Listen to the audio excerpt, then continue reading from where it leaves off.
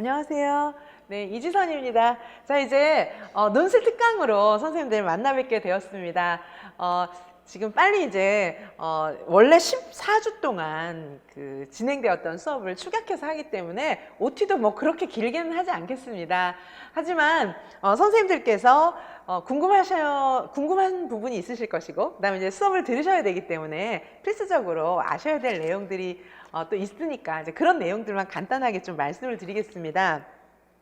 자, 우선 이 수업은 어떻게 구성이 되냐 하면, 원래 기존에 제가 이제 논술 수업을 어떻게 진행을 했었냐 하면, 기본적인 논술, 요게 이제 6주 동안 진행이 되었었어요. 6주. 그 다음에 이거 플러스, 그 다음에 이제 조금 훨씬 심화시킨 거, 좀 논술 심화 해가지고, 요게 한 8주, 요렇게 진행되는 수업을 이렇게 해왔었어요. 그래서 이 과정을 통해서 많은 선생님들이 이제 실력이 또 향상되시고 이렇게 하셨는데, 지금 수강하시는 선생님들 중에는 여름방학 동안 단기에 좀 논술을 처음부터 좀 정리를 해보자, 그런 선생님도 계시고, 또 기존에 제 논술 수업을 들으셨지만 다시 한번 정리해보기 위해서 들어오신 선생님들이 계실 것입니다. 그래서 두 스타일의 선생님이 계신 것을 제가 충분히 염두에 두고 두 스타일의 선생님에게 다 필요한 수업이 되게끔 그렇게 이제 수업을 준비를 할 것이고요.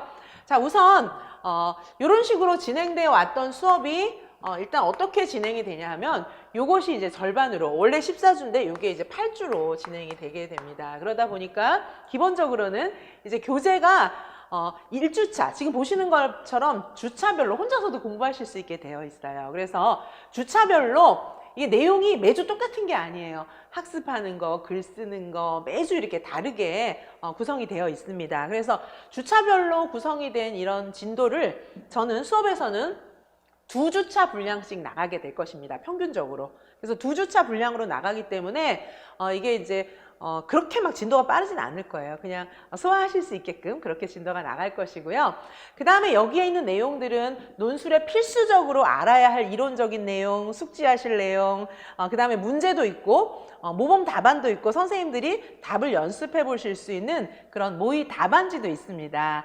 처음에는 어떻게 연습을 하시냐 하면은 답안지를 일단 써보셔야 되잖아요. 써보셔야 되는데, 앞부분은 어떻게 되어 있냐면, 먼저 내용을 알려드리고 모범 답안도 다 보여드리고 그 다음에 쓰실 수 있도록 많이 넣어놨어요. 다 그런 것은 아니지만 뒤로 가면 그렇지 않아요.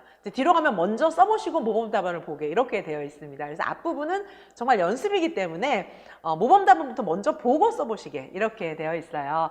그래서 대체로 이제 앞부분도 그냥 뭐 이렇게 너무 기초 막 이런 게 아니라 기출문제 중심으로 분석이 되어 있고, 기출문제 중심으로 연습할 수 있게 이렇게 되어 있습니다. 근데 처음에 기출문제 1년치 답안, 서론, 본론, 결론 막 다 쓰는 건 조금 어려우시니까 처음에는 어떻게 되어 있냐면은 문제 중에서 한 문제씩 떼서, 만약에 2020학년도 문제다 그러면 그 중에서 1번 떼서, 2번 떼서, 3번 떼서 이렇게 쓸 수 있도록 작성이 되어 있습니다, 문제가. 자, 그래서 선생님들께서 최대한 교재에 충실하셔서 낸 문제를 보고 답 쓰시고 이렇게 따라가시다 보면은 교재 자체가 일주일에 한 파트씩 떼 나가도록 이렇게 되어 있기 때문에 공부가 잘 되실 거예요. 그래서 한 주별로 이렇게 속도감 있게 공부하실 수 있는 교재로 편성이 되어 있고, 강의도 이제 그렇게 진행이 될 겁니다. 일단은 수업을 좀 들어보셔야 아실 것 같아요. 그래서 지금 간단하게 이렇게 8주로 진행이 된다라는 말씀을 드리고, 8주면은 기본 논술하고 심화, 이게 이제 다 끝나게 되는 것입니다. 그리고 이제 문제의 구성은 대체로 기출문제 분석 위주로 되어 있습니다. 기출문제 분석 위주로 되어 있고, 기출문제 분석에서만 그치면 좀 안 되는 그런 게 있잖아요. 왜냐하면 이제 계정 누리과정이 많이 들어가야 되는 그런 우리 현실에 처해 있잖아요. 그래서 기출문제 분석 플러스 계정 누리과정이 많이 들어 있습니다. 계정 누리과정. 그 다음에 이제 기출문제 역시 계정 누리과정의 입장에서 문제를 재구성해서 푸는 그런 경우들도 있습니다. 자, 그래서 지금 이제 전체적으로 논술 기본, 논술 심화가 한꺼번에 8주 만에 이루어진다. 그 다음에 기출문제 분석과 계정 누리과정을 우리가 동시에 다룬다. 여기에 일단 포커스가 조금 있습니다. 그리고 선생님들께서 제가 이제 전원 첨삭을 다 해드릴 텐데, 첨삭은 어떤 한계 같은 건 없습니다. 그래서 선생님들께서 모두 다 첨삭을 받으실 수 있으세요. 그래서 첨삭을 받으실 수가 있고요. 이 첨삭은 매 주차별로 나와 있는 문제들 그냥 작성해서 스캔을 하시거나 사진 찍거나 해서 저한테 메일로 보내주시면 돼요. 그래서 제가 개인 메일로 받습니다. 이것은 개인 메일로 받고 있고요. 자, 카페에 뭐 개인 메일 다 이제 공지가 되어 있고요. 카페에 올려주셔도 돼요. 하지만 이제 개인 메일로 많은 선생님들이 보내주시고 메일 저한테 보내주시고 제가 답장 쓰고 하면서 또 굉장히 좋은 교류가 상호 교류가 또 이루어지고 있습니다. 그래서 메일로 첨삭 받으실 수 있는데 저의 첨삭은 이제 받아보시면 아시겠지만 굉장히 디테일하게 진짜 첨삭 한 몇 번 받으면 한 두세 번 받으면 실력이 확 이렇게 올라가는 게 눈에 보이는 것 같아요. 그래서 많은 선생님들이 실력이 되게 좋아져서 저한테 기쁨을 주셨습니다. 그래서 선생님들 역시 이제 첨삭 받으시면서 실력을 향상시키도록 하시고요. 첨삭이 굉장히 중요한 특징이 있어요. 그래서 수강생 여러분들께서 첨삭을 꼭 받으시기 바랍니다. 첨삭 받으시고 자, 그 다음에 이제 이 마지막 주에 이 강의의 특징은 이제 요거 플러스 그 다음에 마지막 주에 여기 이제 글씨가 보이겠죠. 자, 마지막 주에는 뭐가 있냐 하면 마지막 주에는 실전 모의고사가 있습니다. 실전 모의고사 2회분이 있어요. 실전 모의고사 2회 이렇게 들어가 있습니다. 자, 그래서 실전 모의고사 2회 마지막 주에 볼 거예요. 그래서 이거는 이제 제가 문제를 만들어서 그때 드릴 거거든요. 그래서 실전하고 똑같이 근데 이제 시험 시간은 실전보다 조금 줄일 거예요. 왜냐하면 실전하고 똑같이 하면 그때 가서는 시간이 부족합니다. 그래서 문제는 실전처럼 내지만 시험 시간은 실전보다 조금 줄여서 이렇게 보실 수 있게 실전 모의고사를 보고 현장에 오시는 선생님은 여기서 그대로 현장대로 보실 수가 있고 만약에 이제 그냥 나는 집에서 시간 측정해 놓고 시간 이렇게 타임 맞춰 놓고 제 시험을 보고 싶다 이런 선생님들은 이제 그렇게 하셔도 됩니다. 그래서 실전 모의고사를 보고 이때는 제가 보통 때는 첨삭을 다 해드리지만 이때는 물론 첨삭은 다 해드립니다. 마지막 주에도 첨삭은 다 해드리지만 이때는 특별히 선생님들께서 점수 한번 좀 내주세요 이렇게 말씀을 하신다면 제가 점수까지 써드리겠습니다. 그래서 점수가 왜 이렇게 나왔는지도 조금 설명을 해드리고 해서 점수를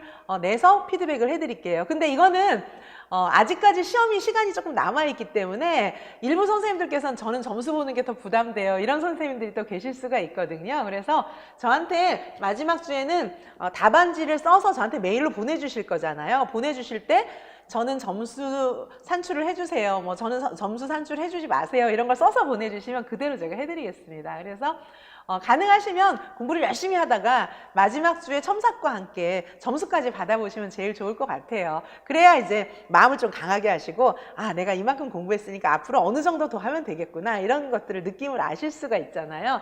자, 물론 그전에도 아실 수 있어요. 제가 다 설명을 해드리고 첨삭에다가 어떤 부분은 이제 강점이고 어떤 부분은 약점이라는 걸 너무 자세히 써드리기 때문에 점수를 받지 않아도 아실 수는 있어요. 아무튼 마지막 주는 실전 모의고사가 들어갑니다. 그렇게 해서 그동안에 오랜 시간 공부해야 가능했던 내용을 정말 여름방학 8주로 딱 줄여서 추각해서 선생님들이 알기 쉽게 제가 그렇게 알려드릴 거고요.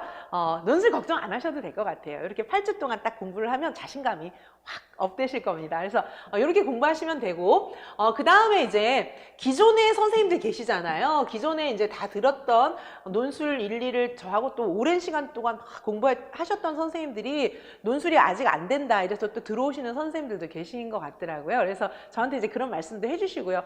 그런 선생님들께도 유익하도록 제가 조금 다른 문제도 조금 다루도록 하겠습니다. 많이는 어차피 이 수업 내용 자체가 논술 1, 2랑은 조금 달라요. 똑같진 않습니다. 약간 다른데 거기에다가 이제 시험이 다가오잖아요. 사실은 1월 달하고는 지금 굉장히 상황이 다르잖아요. 그래서 시험 적합성이 있는 그런 내용들이나 문제를 프린트물이나 이런 걸로 조금 추가해서 기존에 공부하셨던 선생님들에게도 굉장히 유익하게 그렇게 제가 수업을 구성을 해나가도록 하겠습니다. 그래서 모든 선생님들이 다 유익하시게 그렇게 수업을 구성하겠습니다.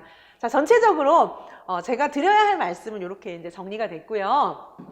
나머지는 제가 설명드리는 것보다도 수업을 들어가시면 이제 수업을 이제 보시면서 수업을 공부를 하시면서 이제 느끼시는 게 좋을 것 같아요. 자, 그래서 OT는 간단하게 이렇게 정리를 하고요. 수업을 들어가도록 하겠습니다. 자, 기초적인 사항부터 말씀을 드리겠습니다. 먼저 일단은 이제 수업 논술문의 특징이에요. 수업 논술문의 특징. 자, 우선 이제 시험이 어떻게 바뀌었는지는 제가 이제 말로 조금 말씀을 좀 드려야 될 것 같아요. 시험이 이제 줄글로 바뀌고 뭐 이런 사항들은 아시니까요. 시험은 줄글로 이제 다 바뀌었고, 이제 시험이 옛날하고 많이 달라졌다는 건 아시죠? 시험이 줄글로 바뀌었습니다. 그렇죠? 시험이 줄글로 바뀌었고 과거에 원고지 쓰기가 아닌 것이죠. 자, 그래서 요 줄글로 바뀌었다는 거, 이것은 우리에게 많은 부담을 주죠. 그래서 이게 줄글로 바뀌었고 시험지 양식은 중등 양식으로 지금 현재 중등 양식에 준해서 시험을 보겠다 이런 식으로 얘기를 하고 있습니다. 그래서 중등 양식으로 본다 이렇게 생각을 하고 우리가 답안지 쓰는 연습을 하시면 되고, 그래서 과거에 줄글이 아닐 때는 우리가 원고지였잖아요. 그래서 이 원고지를 이제는 쓰지 않습니다. 원고지 쓰지 않고, 뿐만 아니라 우리 시험 볼 때 왜 번호 체계 이런 것들도 다 줬었잖아요. 근데 이 원고지를 쓰지 않으면서 중등 양식에 준해서 우리가 연습을 하는 게 좋아요. 지금 평가원에서 밝혀진 거는 발표하고 있는 것은 중등에 준한다 이 얘기밖에 안 하고 있거든요.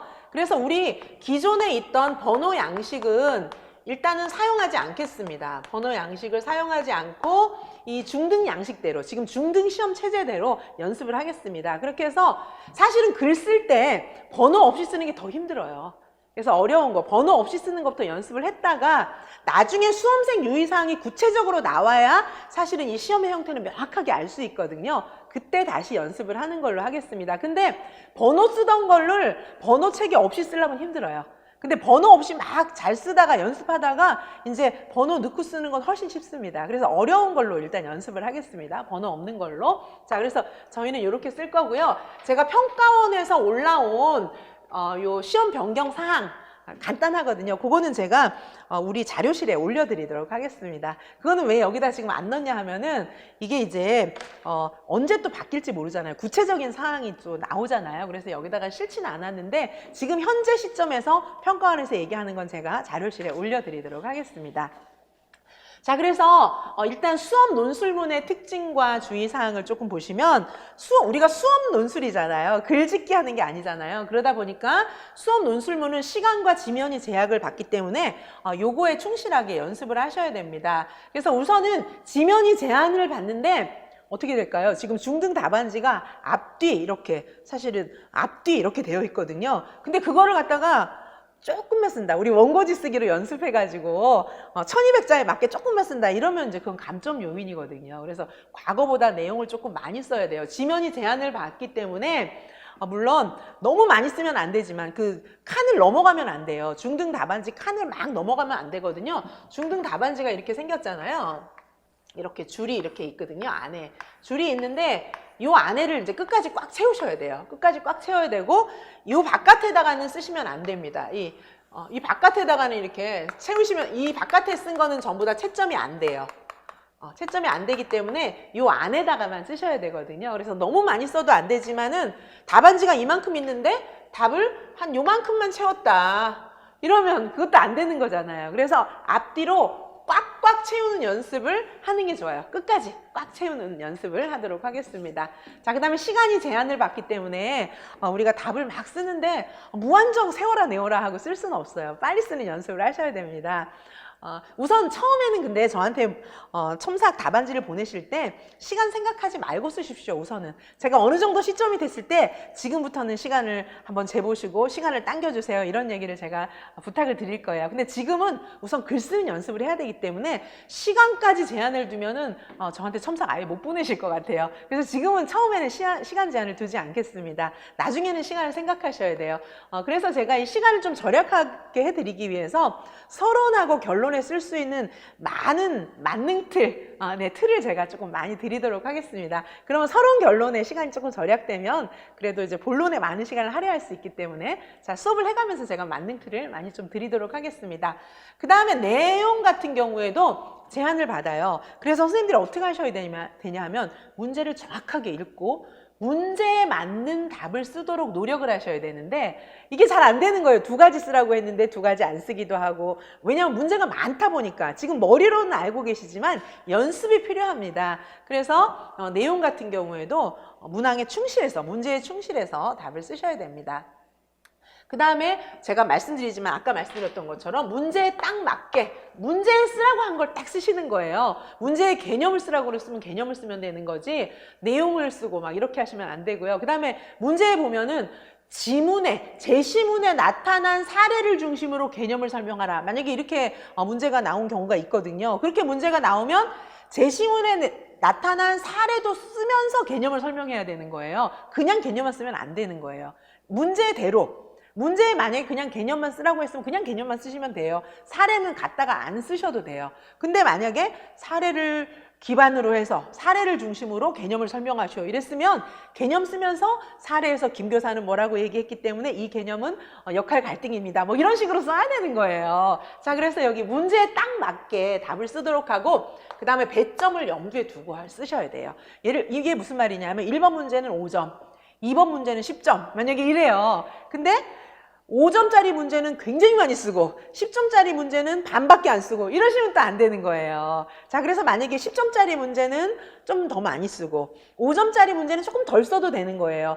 문제가 그렇게 이제 10점, 5점 이렇게 해놓은 이유가 있는 거거든요. 왜냐하면은 내용이 많은 것은 이제 배점을 많이 한 거예요. 그 다음에 내용이 없는 것은 배점을 조금 한 거예요. 물론 문항 간에 배점의 형평성을 조금씩 맞춰서 뭐 10점, 5점 이렇게까지 차이는 나지 않지만 그래도 좀 차이가 나는 문항이 있어요. 그래서 그런 문항이 있는 경우에는 배점을 염두에 두고 답을 쓰셔야 됩니다.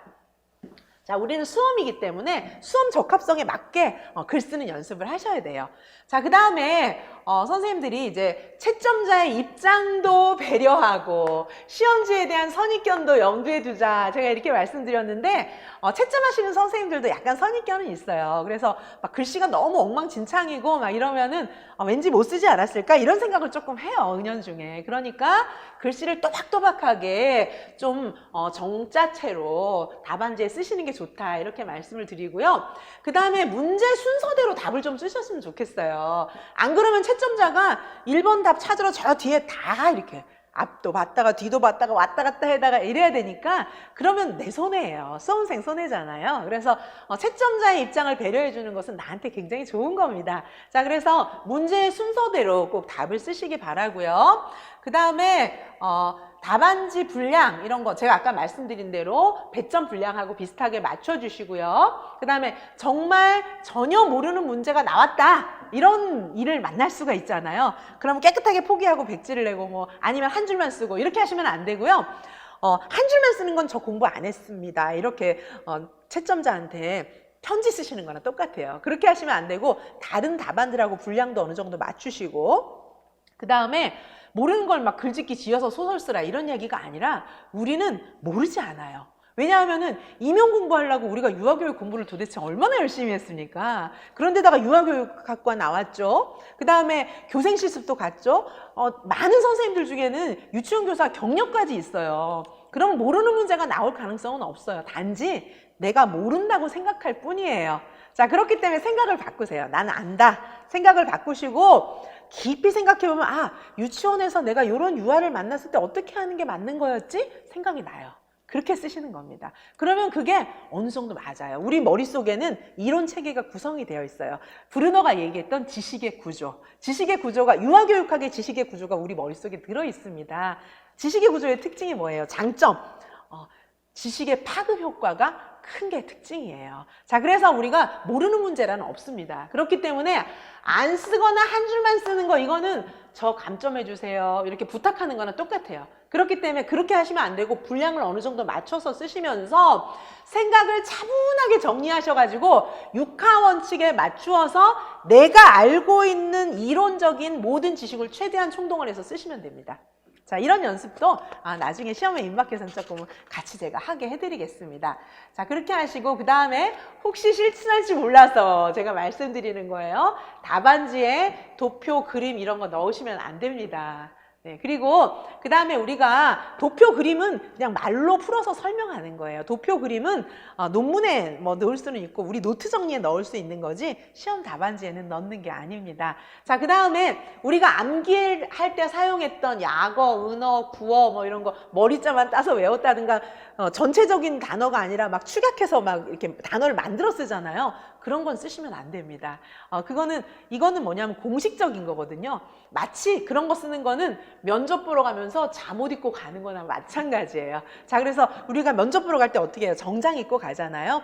이 답안지는 굉장히 예의 바르고 공식적인 글이에요. 그렇기 때문에 축약하고 그렇게 하시면 안 됩니다. 자, 그 다음에 논술은 글짓기 시험이 아니에요. 글짓기 시험이 아니기 때문에 이게 이제 마음대로 막 글을 쓰시면 안 돼요. 몇 가지 원칙이 있습니다. 이제 그걸 말씀을 좀 드릴게요. 자, 요약하자면 뭐냐 하면 전공 지식과 현장 사례로 보통 문제가 구성이 되기 때문에 그 문제를 읽는 독해 능력과 이해 능력이 필요합니다. 짧은 시간 내에 그 문제를 읽으실 수 있어야 되는데 연습이 필요해요. 나 안 되는데 뭐 이러실 필요 없고요. 연습이 필요합니다. 많은 문제를 풀어보시면 돼요. 저랑 같이 많은 문제 풀어보시고 연습하시면 이거는 되는 거예요. 자, 그래서 요거 전공 지식과 현장 사례로 구분된 지문이 나오기 때문에 우리는 기본적으로 모르는 문제는 아니다, 익숙하다 이렇게 생각하시고 연습만 좀 하시면 됩니다. 자, 그 다음에 교사로서의 입장, 교직관, 전문성, 뭐 주로 이제 이런 문제가 많이 나왔었어요. 이런 거에 관해서 주장을 논리적으로 펼칠 수 있으시면 됩니다. 그래서 논리성이 필요한데 이 논리성을 위해서 우리가 글을 육하원칙에 맞추어서 쓰셔야 해요. 육하원칙. 육하원칙. 누가 언제 어디서 무엇을 어떻게 했는가, 왜 했는가 뭐 이런 거 있잖아요. 이게 육하원칙이에요. 논리적으로 육하원칙에 맞춰서 글을 쓰시고 그 다음에 제가 많은 선생님들 답안지 첨삭을 해봤는데 첨삭을 해보니까 육하원칙을 갖추면서 자꾸 뭘 빠뜨리시냐 하면 주어를 빠뜨리시는 거예요. 글쎄. 자, 문장에 주어가 없으면 이 문장을 이해하기가 어려워요. 선생님이 뭐라고 말했다. 유아가 뭐라고 말했다. 최 교사가 말했다. 김 교사가 말했다. 유아가 행동했다. 학부모가 뭐라고 말했다. 주어를 넣으셔야 돼요. 근데 막 긴 글을 쓰다 보면 주어가 막 빠져 있는 거예요. 이렇게 하면 글을 이해하기 어려워요. 육하원칙에 정확하게 맞게끔 누가 뭘 했는지. 그 다음에 주어하고 서술어가 일치가 안 되는 경우가 많이 있습니다. 요거는 일치가 돼야 합니다. 자, 주어와 서술어. 요게 일치가 안 되면 문장이 긴 문장 속에서 이 채점하는 분들이 이해하기가 어려워요. 채점하는 선생님들은 평생 동안 글 쓰신 분들이에요. 대학 교수들은 평생 글 쓰고 글 읽고 그게 직업이에요. 그래서 거의 선생님들이 보시기에는 실력 없어 보이는 교수님들도 거의 글쓰기 글 읽기는 달인이라고 보시면 돼요. 그래서 선생님들이 글 쓰신 거 보면은 공부했구나 안 했구나 딱 보면 알아요. 자, 그런데 이분들의 특징이 뭐냐 하면은 글에 예민합니다. 예민해서 주어, 서술어 이런 게 막 빠져 있으면은 굉장히 신경이 나요. 막 찾아요, 본능적으로. 이게 어디 걸린 거지 막 이렇게 찾게 돼 있어요. 근데 그렇게 찾다 보면은 얘 글 못 쓰는구나, 감점 이렇게 될 가능성이 커요. 그리고 막 문장 관계도 분명하지가 않아서 이게 논리적인 글이 전혀 아닙니다. 자, 그래서 주어와 서술어를 꼭 맞춰주시는데 이게 무슨 뜻이냐 하면 나는 이렇게 시작했는데 문장이 워낙 길게 이렇게 쓰다 보니까 나는으로 출발했는데 나중에는 내 동생이 어디 간 걸로 뭐 이렇게 될 수 있잖아요. 근데 이제 나는 갔다 이게 말은 되지만 읽어보면 내가 간 게 아니라 동생이 간 거면 이게 문장이 완전 이상하게 쓰여진 거잖아요. 그 다음에 갔다 이렇게 될 수도 있고 나중에는 뭐 이제 보면은 뭐 완전히 주어가 무생물로 바뀌어가지고 이상한 서술어가 오기도 해요. 자, 그래서 주어와 서술어를 명백하게 맞춰주셔야 돼요.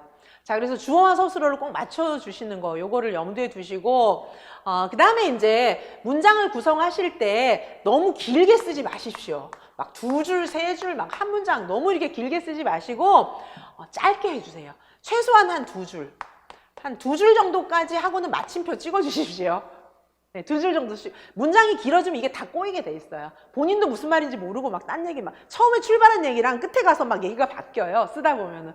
그렇게 하시면 안 되고 2줄을 넘지 않게 문장을 간단하게 마침표로 찍어주시기 바랍니다. 자, 이제 이런 얘기들을 조금 명심해 주시고요. 자, 계속 이제 보겠습니다. 여기 이제 그런 내용들이 좀 많이 나오고 있어요. 자, 그 다음에 이제 보시면은 두 갈씩 단문 중심으로, 제가 아까 짧게 쓰라고 했는데 두 갈씩으로 구성해 주십시오. 단문 중심으로. 너무 막 복합 문장, 아는 문장 이런 거는요, 읽기도 어렵지만 쓰시기도 어려워요. 그래서 두 갈씩 뭐예요?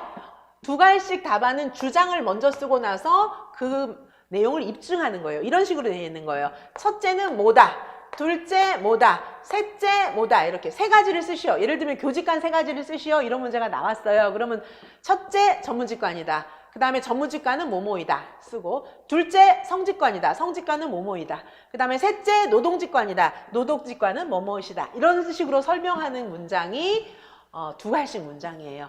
미괄식은 어떤 거예요? 처음에 교직관은 다음과 같이 세 가지로 정리할 수 있다, 이렇게 안 쓰고, 교사, 전문직은 교사가 공부를 많이 하고 뭐 자격증을 받고 뭐 이렇게 하는 것이 전문직이다. 그리고 교사는 뭐 노동자도 된다. 그리고 교사는 약간 성직 같은 그런 대우를 받는 것도 맞다. 뭐 이렇게 그냥 쓰고 두리뭉실 지나가요. 자, 그거는 두 갈씩이 아니에요. 명확하게 두 갈씩으로. 교직관은 만약에 1번 문제 교직관을 세 가지 쓰시오 이랬으면은 교직관은 다음과 같이 세 가지로 정리할 수 있다. 딱 이렇게 해서 이렇게 먼저 딱 뭘 쓰겠다고 알려주고 설명하는 거. 이렇게 하면 쓰시기도 편해요. 내가 전문직관 쓴다고 했으면 그것만 딱 쓰면 되니까 쓰시기도 편하고, 읽는 사람도 아, 감점 안 하면 되겠구나, 썼으니까 1점 줘야지, 뭐 이렇게 되는 거예요. 자, 그래서 이렇게 두 갈씩으로 쓰시기 바랍니다. 단문 중심으로. 문장을 좀 짧게 끊으면 단문이 돼요. 그래서 막 너무 짧게 끊을 필요는 없죠. 막 진짜 유아처럼 막 한 줄에 막 세 문장 들어가고 그럴 필요는 없어요. 자, 문장이 뭡니까? 문장이라고 하는 것은 이렇게 돼서 마침표를 찍는 요 단위, 요게 문장이에요. 그죠? 문장이고, 문단은 뭡니까? 문단은 우리 이제 이렇게 책이 한 페이지가 있으면, 그죠? 여기 한 몇 자 들어가서 처음에 글을 시작하잖아요. 그렇게 해서 여기 한 단락 문단 같은 거예요. 이렇게 몇 개의 단락으로 글이 이렇게 구성이 되잖아요. 이렇게. 그쵸? 요게 문단입니다. 여러 개의 문장이 모여서 문단이 되는 거예요. 자, 그래서 문장은 너무 길지 않게, 아무리 길어도 한 두 줄 정도 되게 구성하시고, 문단은 어떻게 구성하냐 하면 한 문제당 한 문단으로 구성을 하십시오. 한 문제당 한 문단으로 이렇게 구성해 주시고, 답안지를 쓰는 순서는 문제 순서대로, 문제에서 얘기한 순서대로 6하 원칙에 맞추어서 글을 쓰시면 되겠습니다. 자, 그 다음에 제시문 내용에 근거한 답안을 작성하셔야 돼요. 그래서 최대한 제시문에 충실해서 거기서부터 근거를 끌어내셔야 됩니다. 자, 요거는 이제 연습을 통해서 조금 더 익숙해지도록 하시면 되고요. 그 다음에 문제와 상관없는 자기 주장을 막 쓰시면 안 되고, 자, 보시면 서론, 본론, 결론 다 쓰시는데, 전체적으로 봤을 때 서론은 분량이 전체 답안지 중에서 한 몇 줄 정도 되면 되냐 하면 3줄에서 5줄 정도 되면은 무난합니다. 서론은. 그 다음에 이제 문제에 따라서 본론을 구성하는 거예요. 자, 본론은 문제를 쓰시면 되고, 또 결론도 있죠. 자, 결론은 역시 3줄에서 한 5줄 정도 되면 됩니다. 그래서 채점하시는 분들이 서론, 본론, 결론을 다 채점해요. 예를 들면 뭐 수험생 유의사항이라든지 답안지에 서론은 채점 안 함, 뭐 이런 거 못 보셨잖아요. 자, 그래서 그런 게 없으면 다 채점한다는 얘기거든요. 그래서 서론, 본론, 결론을 다 채점합니다. 그래서 다 잘 쓰셔야 돼요. 다 잘 쓰셔야 되는데, 서론에 너무 많은 시간을 투자하면 본론을 못 쓰시잖아요. 그렇기 때문에 제가 서론과 결론에 쓰실 수 있는 만능 틀을 여러 개 드릴 테니까 그거를 좀 딱 어느 정도 암기하고 계시다가 이렇게 응용해서 쓰면 훨씬 쉽습니다. 자, 그래서 서론, 본론, 결론 이렇게 나누어서 작성하시면 됩니다. 자, 그런 얘기고요. 자, 문단 나누기 하라는 거 한 문제마다 한 문단으로 해주시고, 자, 논술 답안 작성을 위한 팁이에요. 몇 가지 있습니다. 자, 문제를 읽으시면서 어떻게 하셔야 되냐 하면은 각 제시문들의 문항별로 공통된 주제를 조금 먼저 찾으셔야 돼요. 예를 들면 김 선생님, 박 선생님, 이 선생님이 얘기하고 계시는데, 유치원 장학에 대해서 김 선생님은 뭐 동료 장학 얘기하고 계시고, 박 선생님은 임상 장학 얘기하고 계시고, 뭐 이래서 주제가 장학이구나 이렇게 생각하고 그거에 포커스를 맞춰서 밑줄 긋고 이렇게 글을 읽으시면 됩니다.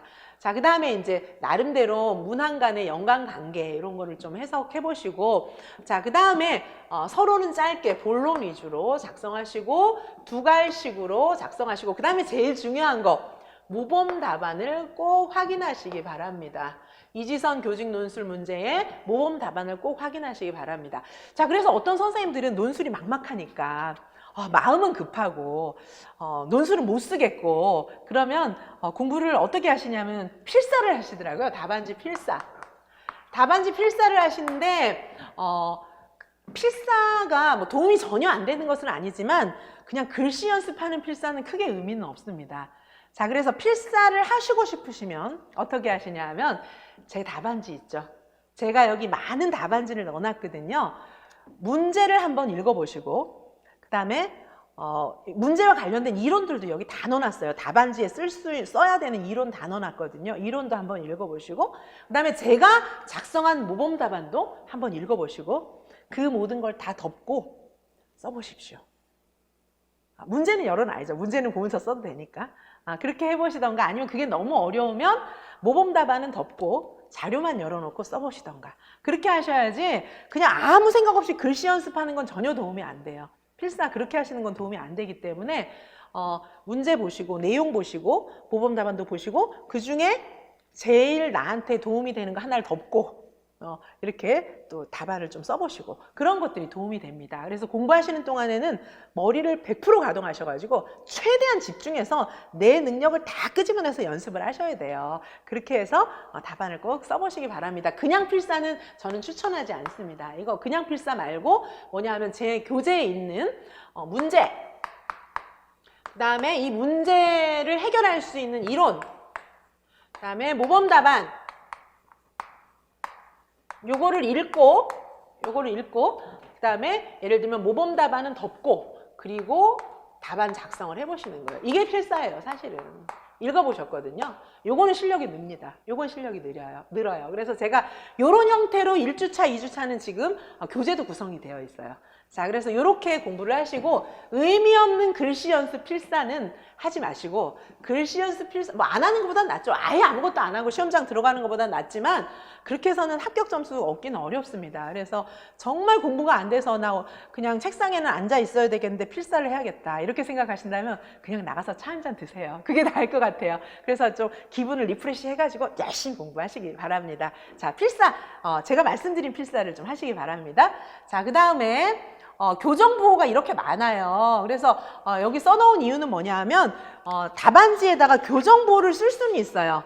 교정보호를 쓸 수는 있는데 이걸 다 쓰시면은 채점자가 화나요.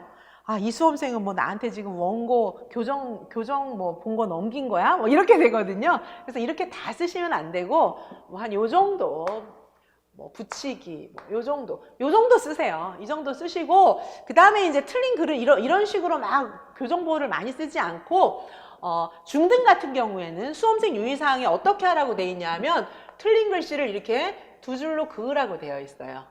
두 줄로 긋고 여기다가 뭐 이지선 논술 뭐 예를 들면 이런 글을 이제 써야 된다. 그럼 이렇게 쓰라고 되어 있습니다. 자, 그래서 선생님들이 이렇게 두 줄로 깨끗이 지우고 여기다 이렇게 쓰게 이렇게 되어 있으니까 그렇게 연습을 하세요. 그리고 이제 요 정도 부호 정도는 뭐 중간에 하나씩 들어가는 거는 뭐 괜찮을 것 같아요. 가능하면 틀리지 않고 쓰는 게 제일 좋겠지만 지금 이제 그것까지 하라고 말씀을 드린다면 조금 너무 이제 좀 힘드시겠죠? 그래서 어쨌든 교정 부호는 이렇게 있습니다. 한번 봐주시고요. 이걸 다 쓰시면 안 됩니다. 자, 그래서 몇 가지 정도만 쓰시기 바랍니다. 자, 그래서 교육학의 경우 중등 교육학하고 이제 준한다고 우리가 그렇게 계속 공고가 나오고 있기 때문에 중등 교육학의 경우에 답안지에 네모 박스 밖에 여백에 쓴 글씨는 전혀 채점이 안 돼요. 투명 인간이에요. 얘는 답안지 이 선 밖에 써놓은 거는 없는 거나 마찬가지로 취급해요. 그렇기 때문에 꼭 그 안에다 쓰시고요. 그 다음에 또 뭐냐 하면은 두 가지를 제시해라 이랬는데 내가 첫째 뭐 둘째 뭐 이렇게 썼는데 어머 쓰고 나니까 셋째 더 좋은 게 생각났어요. 그래서 셋째 넷째 막 이렇게 썼잖아요. 그건 채점 안 해요. 그래서 두 가지를 쓰라고 했으면 진짜 두 가지만 쓰면 돼요. 세 가지, 10가지 써봤자 채점 안 합니다. 앞에 두 가지만 딱 채점해요. 자, 그래서 그 순서에 맞추어서 선생님들이 답을 좀 쓰시기 바라고요. 자, 그 다음에 이제 보시면 이제 문제를 한번 보시겠습니다. 자, 문제. 야, 뭐 첫 주부터 우리 기출문제 더구나 2019학년도 거 푸는 거야? 뭐 이런 생각이 좀 드실 수가 있는데 요걸 좀 보시겠습니다. 자, 요 문제를 조금 이제 간략하게만 설명을 드릴게요. 2019학년도 문제 다 아시는 분들도 많을 테고 간략하게만 설명을 좀 드리면 이게 뭐냐 하면은 몇 명의 교사들이 장학활동에 대해서 지금 대화를 나누고 있는 거예요. 자, 그래서 윤교사, 최교사, 뭐 김교사, 박교사 뭐 이렇게 되어 있는데 동료장학 협의회를 하고 있어요. 그래서 이 대화에 보면은 박교사가 뭐라고 얘기를 하고 있냐면 박교사가 저는 다른 유치원에서 지금 온 지 얼마 안 되는데 학부모님들이 너무 전화가 많이 와요. 학부모 전화. 이 학부모 전화 때문에 제가 도저히 유치원 업무를 못 보겠어요. 막 이렇게 얘기를 하고 있는 거예요. 자, 그래서 이제 학부모 전화 이것 때문에 뭐 업무를 못 보는데 어떡하죠? 이렇게 했더니 김 교사가 여기에 대해서 제안을 해요. 그러면 선생님 이것 때문에 힘들어하지 마시고 부모 면담 코너 우리 웹사이트에 우리 유치원 웹사이트에 부모 면담 코너가 있어요. 이걸 좀 활용해 보시면 어떨까요? 사실 이 부모 면담 코너를 인터넷에 활용하고 이런 것도 유치원에서 할 수 있는 어떤 동료 장학 내용에 해당해요. 이렇게 활용하는 것도. 자, 그래서 박 교사의 어떤 관심이 있잖아요. 관심이 하나가 있어요. 학부모 전화 때문에 일을 못하겠어요. 이랬더니 다른 교사가 부모 면담 코너를 좀 활용해 보세요. 이런 얘기를 또 하는 거예요. 자, 그래서 이제 예를 들면 박 교사의 관심사 3가지를 쓰라. 문제가 이렇게 나왔는데 한 가지 벌써 나왔잖아요. 학부모 전화 때문에 일을 못 보겠는데 그러면 이거에 대해서 동료 장학 방법 제안한 거 뭐 있나? 김 교사가 부모 면담 코너를 제안했다. 이런 식으로 이제 문제를 찾아서 쓰시게 돼 있고요. 제가 그래서 이제 이 문제를 읽고 나서 선생님들이 제가 답안을 분석하는 요 시험지를 만들었거든요. 그래서 보시면 지금 이제 나름대로 제가 1번, 2번, 3번, 4번 문제를 분석하는 틀을 만들었어요. 그래서 선생님들이 보니까 이 구조도 그리는데 시간을 너무 많이 보내고 계신 거예요. 지금 이제 우리가 시험이 바뀌었잖아요. 줄글 형태로 시험이 바뀌어서 답안지에다가 엄청 많은 내용을 써야 돼요. 그 많은 내용을 써야 되는데 구조도를 막 20분, 30분씩 이렇게 보내면은 과거에 원고지 쓰긴 1200자만 쓰면 되니까 구조도를 한참 써도 그거 다 자세히 써서 그대로 옮겨 쓰고 이래도 시간이 현실적으로 가능했거든요. 지금은 저는 글쎄 장담은 잘 못하겠어요. 그렇게 해도 된다 이런 말씀을 자신 있게는 드리지 못하겠습니다. 선생님들이 이제 개인적인 취향이 있으니까 제가 뭐 꼭 이렇게 하세요 뭐 이런 말씀 드리긴 좀 그런데 어쨌든 좀 초안을 조금 줄이고 실질적으로 글을 좀 잘 쓰시는 연습을 해서 초안을 가지고 글을 한 번에 잘 쓰실 수 있으면 가장 좋겠죠. 자, 그래서 구조도를 조금 줄인 그런 상황이에요, 저는. 그래서 제가 드리는 답안지에는 교재에 실려있는 답안지는 다 이런 형태로 실려 있습니다. 앞에 요건 제가 써놨지만 요게 이제 없고 선생님들이 쓰실 수 있게 요걸 제가 지워놨어요. 그래서 보시면은 지금 본 2019학년도 문제를 1번, 2번, 3번, 4번, 5번 문제로 이렇게 제가 요약을 해놓은 겁니다. 그 중에 기출문제 3번 문제에 대한 모범 답안 요거를 제가 여기다가 제시를 해놨어요. 그래서 최교사의 3번 문제는 뭐냐면 최교사의 현재 관심사를 대화의 근거에서 하나를 제시하고 그에 대한 또 다른 교사가 동료 장학을 하나 제안을 한 게 있거든요. 그 제안 내용을 쓰고 뭐 이렇게 하는 거예요. 자, 그래서 문제 최교사의 현재 관심사 한 가지 여기다 이제 메모를 조금 하실 수 있겠죠. 선생님들이 막 문제를 읽으면서 뭐뭐 있었다, 뭐 동료 장학의 제안 내용 뭐뭐 있었다 이렇게 제목만 쓰고 답을 쓰시면 되겠죠. 자, 그래서 우선 지금 여기까지 좀 보시고요. 조금 이렇게 쉬셨다가 우리 요 모범 답안 한번 살펴보도록 하시겠습니다.